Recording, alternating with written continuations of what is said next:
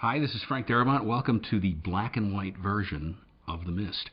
I always had it in mind, actually, to want to do The Mist in black and white because there's something about Stephen King's story that's a bit of a throwback. In fact, even he says in an afterword he once wrote that when he was writing the story, conceiving the story, he was inspired by those old, grainy black and white Burt I. Gordon monster movies of his youth. That, I think, has planted a seed in my head, as well as many of the fans of the story through the years, because I've heard that from a lot of people. Wouldn't it be cool to do The Mist in black and white? So I always kind of wanted to do that. Of course, it's a hard argument to make with a studio, because not that many people are into black and white these days, which I think is a shame. Youngsters especially don't want to see anything in black and white. They think it's old-fashioned or out of date, or they think it doesn't look real. I've heard that one. That, to me, is what makes black and white so very cool. No, it doesn't look real. Film itself isn't real. It's a heightened reality. It's manipulating light through a lens, to create a heightened recreation of reality. To me, black and white takes that even one step further. It gives you a view of the world that really doesn't exist in reality, and the only place you can see that representation of the world is in a black and white movie.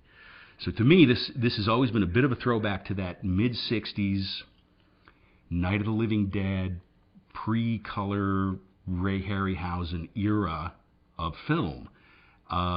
And I always wanted to do it in black and white. Luckily, nowadays, we don't actually have to make that choice.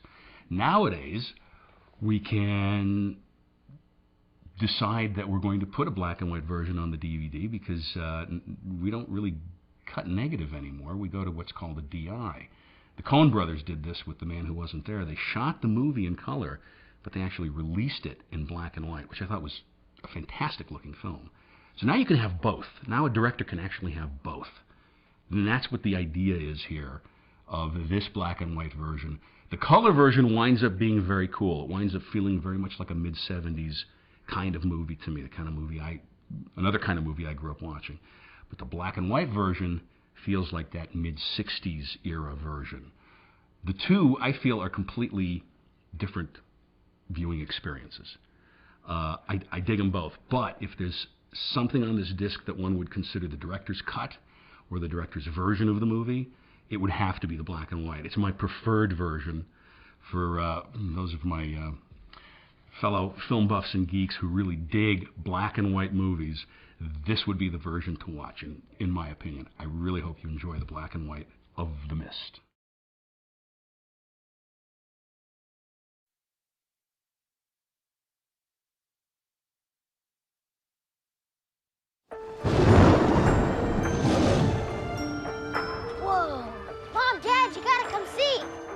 So bad. You just gotta come on.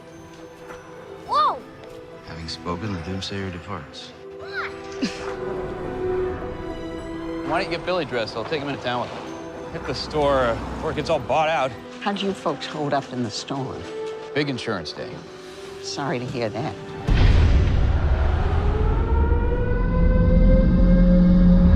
What's going on?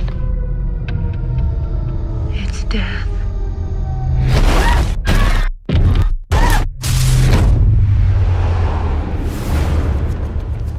Something in the mist! Shut the doors! Shut the doors!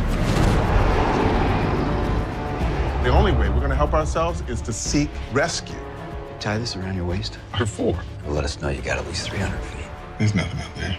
Nothing in the mist. What if you're wrong? Then I guess the joke would be on me.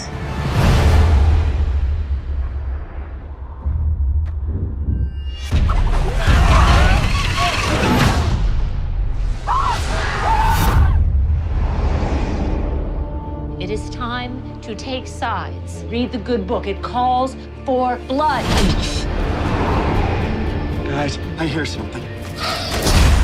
Are those bugs? Not like any I've ever seen. The entire front of this store is plate glass.